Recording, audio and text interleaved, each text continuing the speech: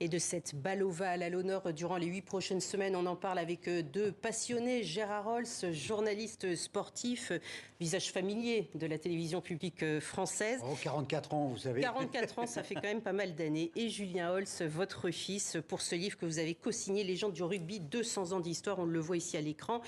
Et quelle nation, Gérard Holz, en ce 10e mondial, soulèvera le 28 octobre prochain le trophée William Webb Ellis? Parce que c'est lui le créateur du rugby, c'est le nom du trophée aujourd'hui et c'est la première histoire de votre livre. Quand on a commencé à écrire le livre, Julien s'est penché sur l'affaire parce que c'est un sport collectif. Hein. Les livres comme ça, c'est exactement comme le rugby.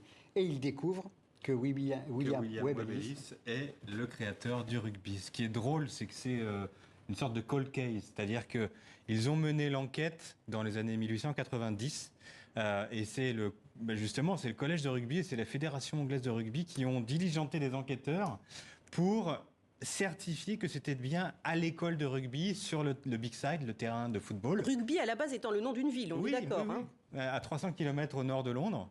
Et donc, ils ont certifié par des preuves, des écrits, des journalistes, que c'était bien William Webb Ellis qui, lors d'une partie de foot avec ses copains collégiens, avait pris le ballon à la main pour l'emmener derrière la ligne d'en but. Le ballon rond. Qui à l'époque était rond. Et donc, à la fin de cette partie de football, au départ, donc il prend le ballon, lui, et puis il dit « ça va pas bien, je le tiens pas bien ». Il va voir le cordonnier du coin, qui s'appelle William Gilbert, et en lui disant tu peux pas nous faire, tu nous fais déjà des belles chaussures et tu peux pas nous faire un ballon spécial pour qu'on le porte plus facilement. Il a dit d'accord. Il a pris 4 panneaux de cuir, une vessie de porc et il leur a créé le premier ballon de rugby, donc qui aujourd'hui encore, ce soir, on va jouer avec un William Gilbert, avec le même nom, parce qu'il a continué et c'était un succès. 2 choses encore pour compléter l'histoire du ballon, c'est que on est passé d'une vessie de porc à une vessie en caoutchouc avec l'évolution de la vulcanisation. Pourquoi ? Parce que la femme de Lyndon, qui était un autre cordonnier de rugby, elle est morte d'une pneumonie parce qu'elle gonflait la vessie de porc à la bouche. Ah oui, ça pour le coup, c'est... Deuxième information à propos du ballon, et la dernière, donc la marque Gilbert, sponsor officiel, fournisseur officiel des ballons de la Coupe du Monde, le ballon va être un ballon connecté. C'est-à-dire qu'on aura plein de statistiques parce qu'il y a un tracker GPS dans le ballon pour la vitesse. Il y a une petite puce à l'intérieur du ballon. Là, on parle du match de ce soir, et durant les 8 semaines, il y aura une puce à l'intérieur. Alors justement, ce premier match des 48 à suivre, il y a 48 matchs en tout. Une affiche de rêve, on le disait, France-Nouvelle-Zélande. C'est un choc entre les tricolores qui rêvent donc d'un premier sacre planétaire. Trois finales perdues. Et les triples champions du monde qui, eux, ont été marqués quand même par un très lourd échec lors des matchs face à l'Afrique du Sud. Mais ils ont joué à 14 pendant 3 quarts du match. Et ça, il faut s'en souvenir aussi. Je suis sûr qu'il va y avoir une réaction ce soir de la part des All Blacks, qui est une grande... Fabien Galtier l'a dit, c'est l'une, sinon la plus grande équipe du monde, les All Blacks.